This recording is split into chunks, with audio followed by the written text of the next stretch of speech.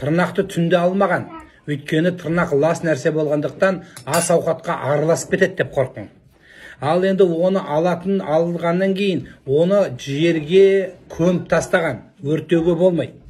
Енді мынау этажный үйлерде тұратын адамдар енді көметін жері жоқ қой.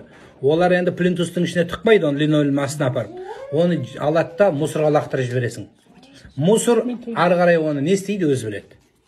Теріп ала машинадан өздері білсін, не істесе өсесін. Бірақ сізбен бізге тек қана тастау керек. Одан кейін әйел кісілердің шаштары. Әйел кісілері жуынғанда, басқа тарағанда түсетін шаштарын бұрынғы аналарымыз жинаған. Жина бәрін мешок көрген, мен өзім көтеріп жүрген.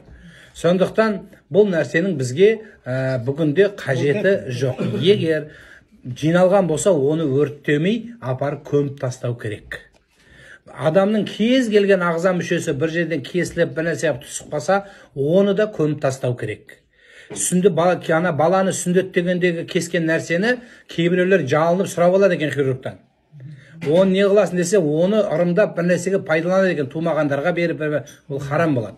Адамның денесінің кез келген жерін қолдану арам болады, болмайды. Оны лақтырып жіберу керек, көміп тастау керек. Бірақ көшеге лақтыру болмайды.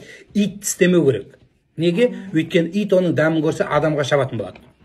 Сондықтан итке, қарсаққа жолатпайтын себебі сол. Адамды міндетті түрде таза ұстау парыз болады.